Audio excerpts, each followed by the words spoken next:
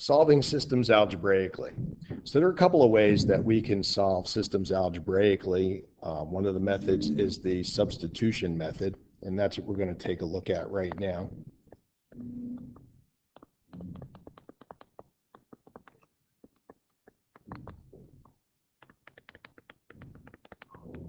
And then one that we'll look at later on is the elimination method. But you use the substitution method when you look at a system and you see that there's one equation in the system where you could solve for one of the variables very easily. When you look at this system, you notice that the equation 2x plus y equals 10 is an equation where you could isolate the variable y very easily. If we do that, we would subtract the 2x, and we would have y equals negative 2x plus 10. So y in this equation was very easy to isolate. So that would be the first step, is to isolate your variable. The next step would be to substitute the expression, in this case negative 2x plus 10, into the y variable in the other equation. So for example, in the other equation we have 3x plus 4y equals 12. So we want to substitute negative 2x plus 10 into y in this equation.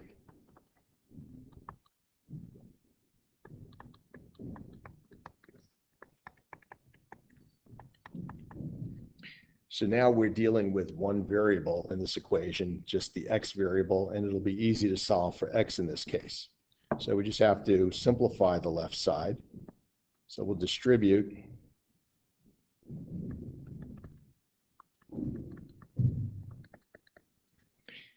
And again, simplifying, we have negative 5x plus 40 equals 12. And now we're ready to solve for x, so we'll subtract the 40.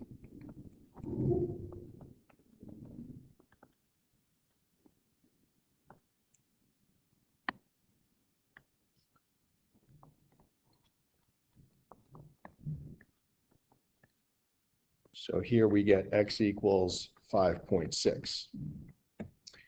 So we solve the system for x, we just need to solve for y at this point. So what we do now is go to that equation that we derived before, the y equals negative 2x plus 10, and we'll be able to put 5.6 in for x.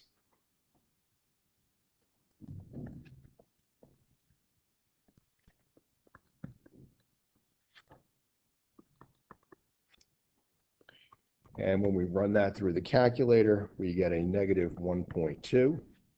So our solution to this system is going to be 5.6 and negative 1.2. All right, so just to review again, our first step was to solve for y, isolate y in the easier equation. Then we took that expression that we got for y and substituted it into y in the other equation and solved for x. Once we had a value for x, we're able to go back to that equation, put the value of x in for that expression, and solve for y. So again, the solution to this system, 5.6 and negative 1.2.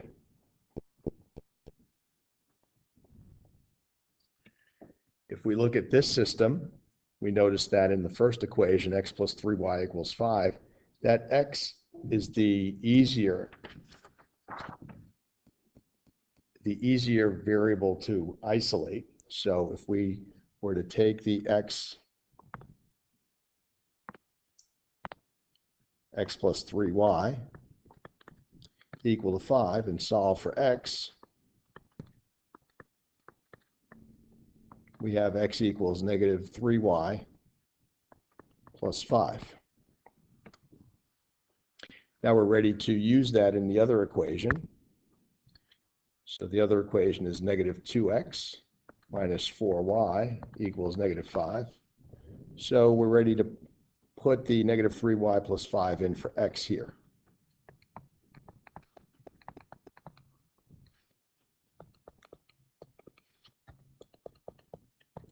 So now you notice that we're dealing with just the y variable, and we'll be able to solve for y after we simplify the left side. So distributing, I have 6y minus 10 minus 4y equals negative 5. So 6y minus 4y gives us 2y minus 10 equals negative 5.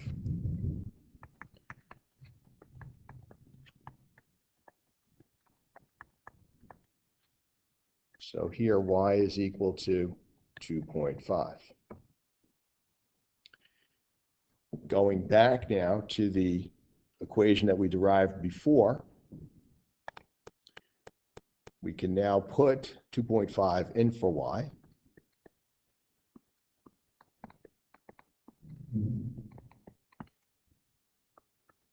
Run that through the calculator, and we have negative 2.5. So our solution then for this one will be negative 2.5 and 2.5.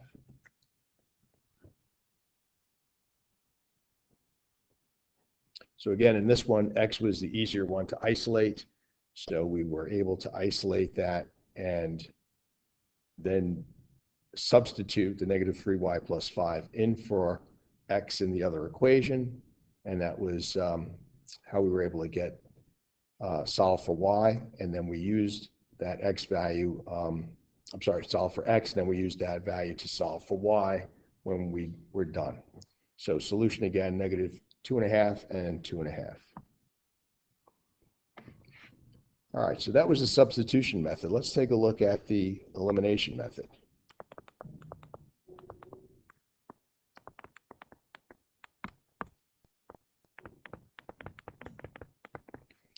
So we use the elimination method when one of the variables is not easily isolated, and especially when we see that there's a term that can be canceled out.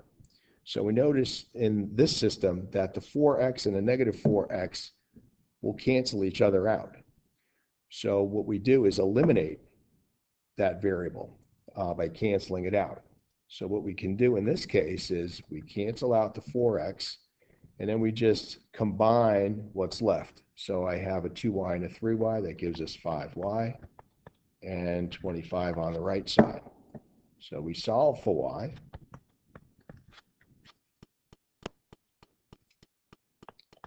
And we get y equals 5.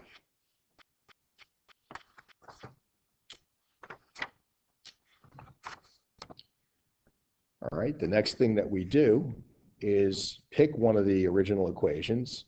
We could pick the first one. It was 4x plus 2y equals 9. And now use that 5 to substitute into the y variable so we could solve for x.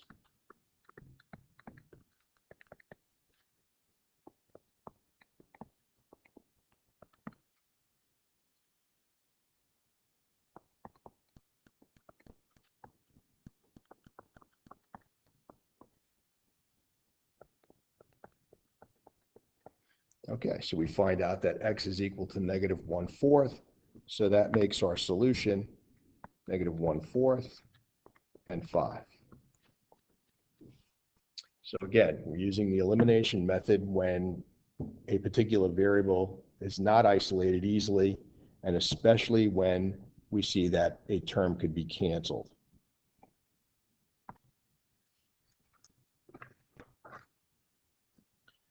Here again, we look at the system, and the x or the y variable is not easily isolated, and we see that the y variable could be eliminated. So we'll eliminate that. We'll combine what's left. What's left is 3x equals 12. So x will equal 4. Now we could choose either one of the equations. Last time we chose the first one. We could try the second one this time. So 5x minus 8y equals 20. And use the 4. Substitute that in for x. So we could solve for y.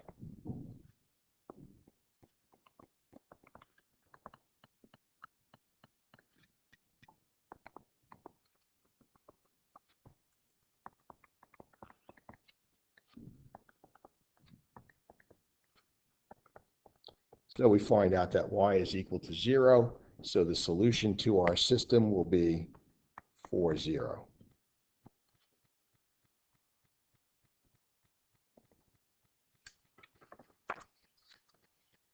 So now there are times when we look at a system and we see that x and y are not easily isolated, so substitution method would be out. And we also notice that there's nothing there that can be eliminated. There are no opposites there that we can cancel out.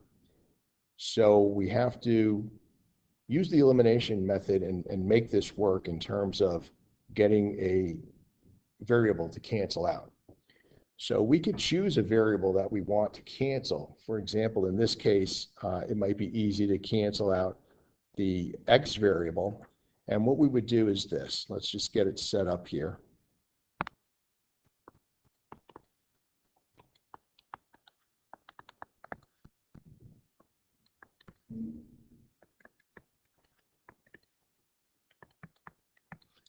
So to eliminate the x variable, we would have to get the coefficients to be the same number, and one of them, though, would have to be negative so that we could cancel it out. So I could use multiplication to help us out here. For the equation on top, I could multiply by 3, and for the equation on the bottom, I could multiply by -2.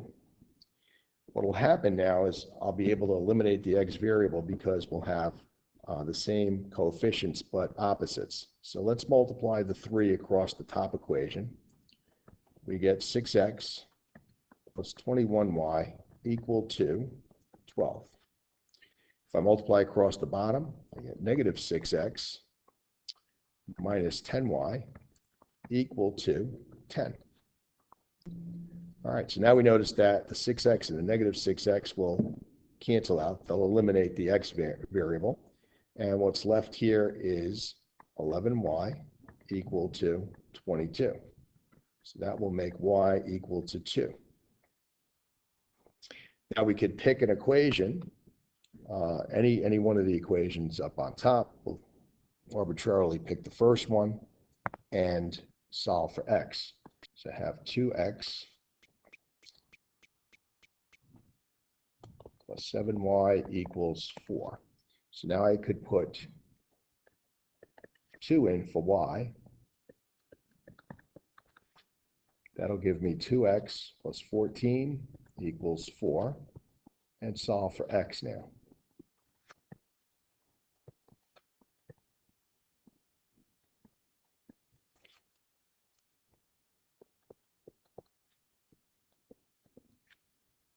Okay, so we have x equals -5.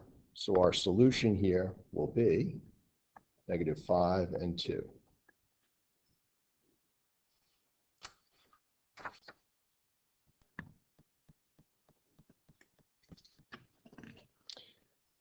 Again, looking at this system, there isn't a variable that we could easily isolate. There aren't any variables that could be eliminated, so we have to do something to be able to cancel out one of the variables. So what we can do here is, again, eliminate either x or y. In the last example, we eliminated x. So maybe in this case, we can eliminate y, just to show that it doesn't make a difference which one you work with. So if I set this up again, let's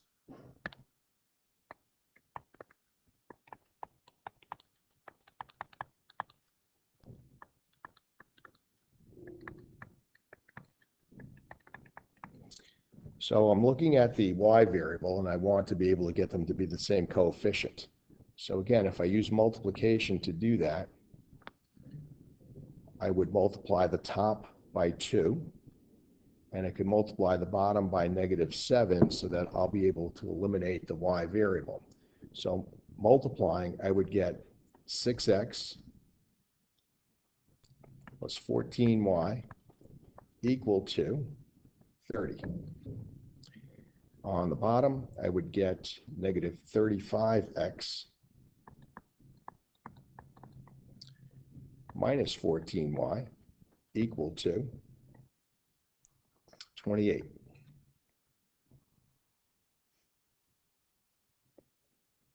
Okay, so we eliminate the y variable, combine what's left. So we have negative 29x equal to 58. Divide by a negative 29 on both sides, and we have x equals negative 2. We could choose either one of the equations up top to put the x into. We can do the bottom this time. Again, it doesn't matter which one you choose. You just pick one of the original ones. So we have 5 times negative 2 plus 2y equals negative 4.